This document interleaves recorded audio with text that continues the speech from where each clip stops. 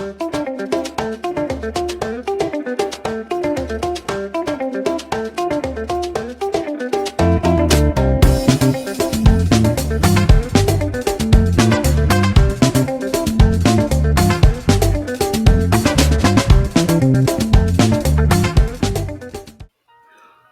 also eat the flesh of my people, flay their skin from them, break their bones, and chop them in pieces like meat for the pot, like flesh in the cauldron. Micah 3:3 from the New King James Version of the Bible. Hello, and welcome to all you wonderful people of this great earth. This is Bora Bliss, and thank you for joining me here today. We have before us today a rather strange and very uncomfortable subject, but one that should nevertheless be addressed. So if you're not ready to be grossed out, you can go ahead and skip this presentation. But if you feel you're ready for the grossness, let's go ahead. Okay. So when we look at the earth and the world, the ecosystem and the design through which all of creation is fed and sustained, we can definitely see a pattern at work. A pattern that I have called or labeled the strange and terrifying food chain of life. Almost everywhere we look, from the very minute organisms to the biggest creatures out there, something is eating or depending on something else for its survival. There is nothing that is absolutely self-sufficient for its existence. Okay? Again, I'm going to repeat that. There's nothing that is absolutely self-sufficient for its existence besides God, from which everything came to be. So I want that thought to just sink in for a moment. Nothing is absolutely self-sufficient for its existence. Okay? The thought is scary. It's sickening and it's frightening. And I'll tell you why. For example, when we look at the animal kingdom, we can see the smaller animals usually get eaten by the bigger ones for their survival. And then when we look at the waters, we see the same pattern at work where the smaller creatures are eaten by the larger ones. And then when we come to man, we can see all manner of small organisms feeding off of us, both good and bad. The creatures that cause havoc, we go ahead and we call them parasites, viruses, and bugs, and all of this stuff. And then we also have those that usually for the benefit of the body, but they're also still feeding off of us. Now, when we look at what we eat as food, what we consume as food,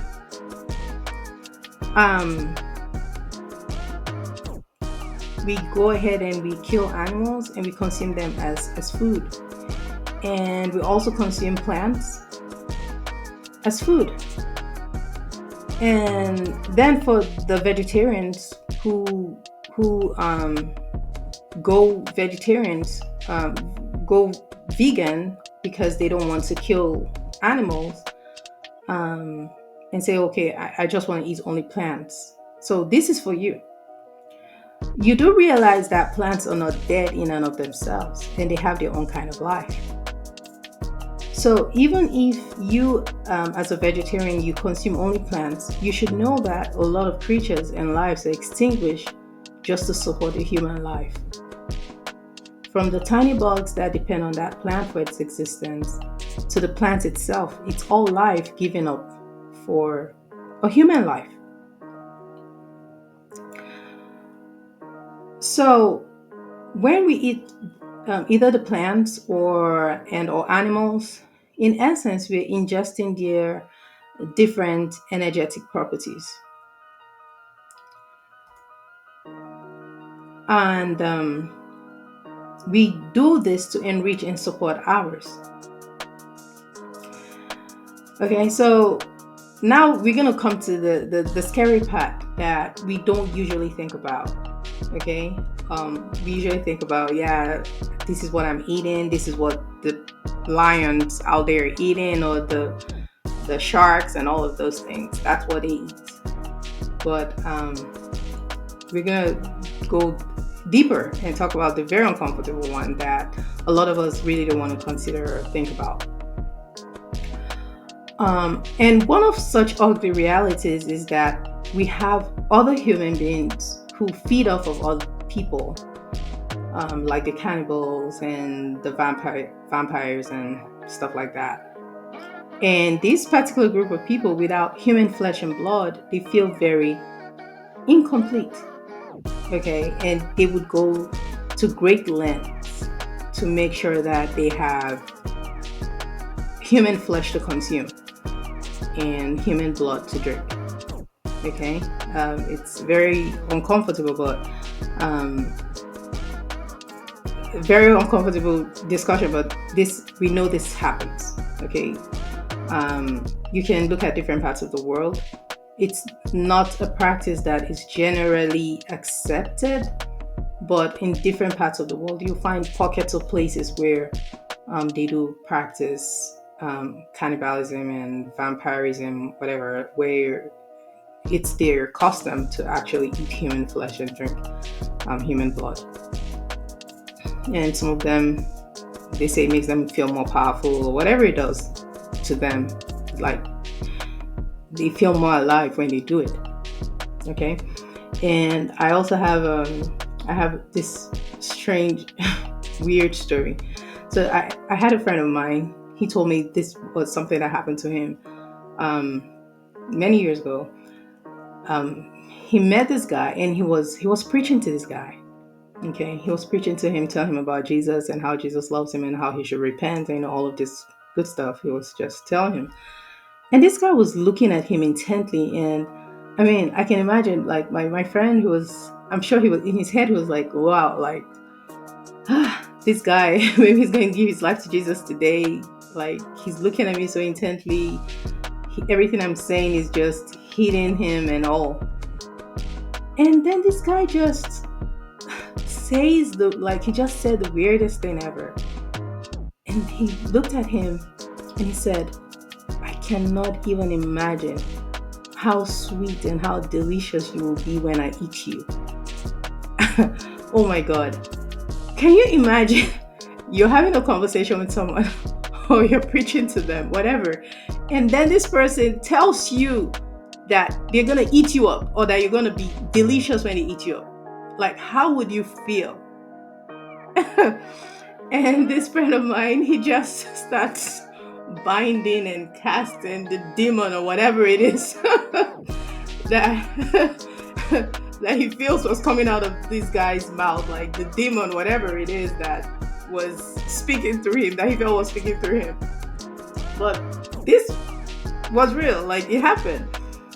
And God forbid, imagine this guy having the actual opportunity to carry out his crazy, weird, what's it called? What's the word to use? His crazy, weird obsession, okay, for human flesh and blood. Okay, so these things do happen. And even when we look at the movies, some horror movies, we see these things happening. A lot of us will want to think, oh, it's just a movie. But we have to come to the realization that a lot of times you're not just being entertained. They're definitely shooting some truth bombs out there, but you have to be wise enough to be able to discern and know which one is truth and which one is fluff. Okay, you have to come to this place of discernment and to know what is true and what is not true and what is true. Okay, and don't just take everything as entertainment. They're actually telling us things that are going on. And there's this popular phrase where they say the truth is stranger than fiction. So when you actually know the things that are going on in the world for real, it's very scary. Maybe even scarier than um, than the things we see in the movies. Okay, so and then for those um, of us, or for those people who are not used for or are not consumed by other human beings, um, there are other people who don't necessarily consume other people for like the to eat them up, but they use them for sacrifices and rituals in the dark arts, right? They use them for rituals. They use them for to appease some type of god or deity or whatever it is, or maybe they're seeking for powers and or for fame or for wealth and all of these things, and they reach out to some entity, and the entity is like, okay, you need to sacrifice one life or 10 heads. So I mean, like different body parts, whatever it is. And these people would go out there and kill, okay, just to make sure that they're able to appease these gods and they get their wishes granted, whether it is power, fame, money, whatever. They sacrifice other people. These things are real, okay? And then also we can see that um, we can also see that humans also are used are killed for their organs and stuff like that, their body parts, right? The black market exists for different the different body parts and organs. Okay, this is it's very uncomfortable, but this happens.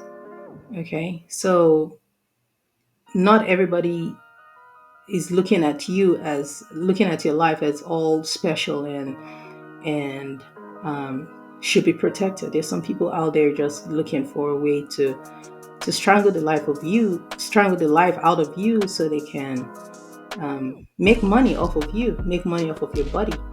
Okay, um, and then when we look further in our world, we can see that human beings are not the only intelligent beings on the planet. We have both seen and unseen beings who feed off of us. Some people will be quick to say that they're all demons, but I'm not here to argue for or against what we call demons. That's not the purpose of this presentation, but I will say this, that all of these strange beings that we know or don't know, the known and unknown beings, these are all God's creation. Okay? And they were created by God and they were given life by God. And as such, they're his children. Because they didn't make themselves, they didn't come out from nowhere. God made them and he gave them life. The very existence, the very air, I will say air like figuratively, even if they don't consume physical air, the very life, the very fabric of their being is from God. They can't do anything without God. Like God's spirit is inside of them. So any human being walking around saying, you know what, I'm a child of God, these other beings have the same rights that we have to claim that they are also children of God, because the very spirit inside of them came from God. Okay? And the same way that he owes it to the human being to survive, to prosper, to multiply, to live, that's the same way he owes it to these other beings for them to also live and to survive and to thrive in their own right. Okay, but unfortunately for us, some of these more powerful beings, they feed off of us. both physically and energetically. And that's why sometimes we're reminded to be very careful, to not be overcome by negative emotions, because the malevolent forces, they feed off of these negative energies, and it makes them stronger in their deception and manipulation of the general human population. Okay. So if God stopped them from feeding off of us, then they will die out. But He allows them to continue doing what they do, so that they can also stay alive. Like I mentioned earlier, God is the Father not only of the human race, but also of every other creature and class of beings out there. Even the dreaded devil, okay? He's provided for and he's taken care of by God. He's not an equal to God. God created the devil. God created all the fallen angels. God created all the demons. God created everything, both good and bad. Okay? So, and He has to take care of everybody. He has to take care of everything. This is a very uncomfortable truth that we sometimes ignore. And just like a human father may have many children, some will be good, some evil, and some will be somewhere in between. They're all His children, and He's responsible for their well-being and existence. Um, so that is a strange dynamic. Is something that we just have to accept as truth and reality, the reality of our world today. Um, I like to compare these malevolent forces or wicked forces to the viruses, to the parasites and the bad bugs that feed off of our bodies, um, which make us sick and very unhealthy.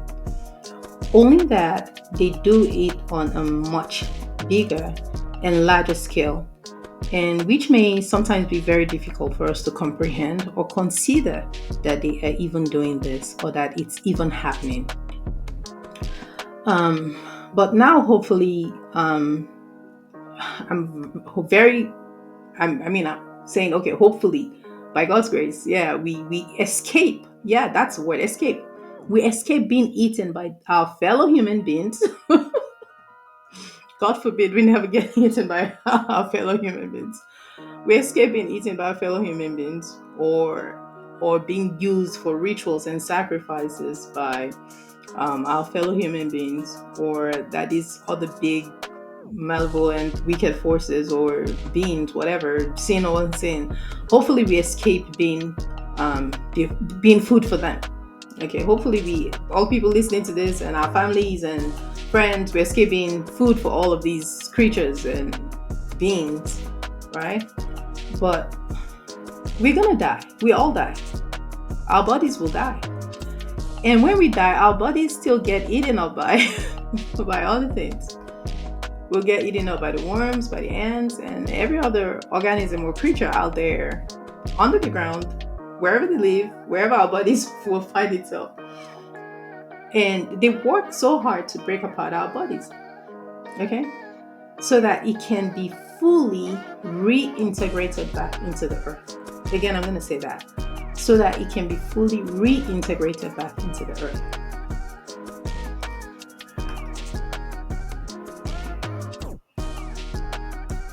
So, in essence, everything comes from one source.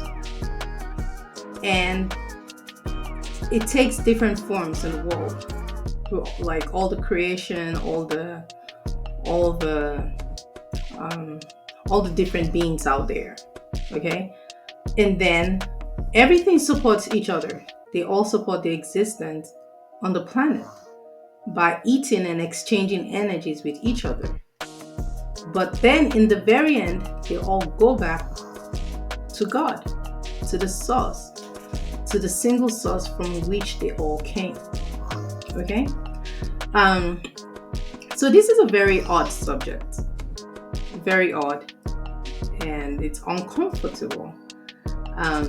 Because this is not something a lot of people want to consider. Honestly, nobody wants to think of the fact that they could be food for something or someone else in the food chain of life. But it's the unfortunate reality that we find ourselves in. Okay? So what I would say is this. So what I would say is this. Try your best to protect yourself both physically, spiritually, and emotionally. Do not become an easy target. And I also believe that being aware of these things is the first step in staying safe out there. Okay? So, again, thank you very much for joining me here today. And hopefully, this subject breeds further discussions. Okay? So, stay safe and stay strong. Until next time, God bless. Bye bye.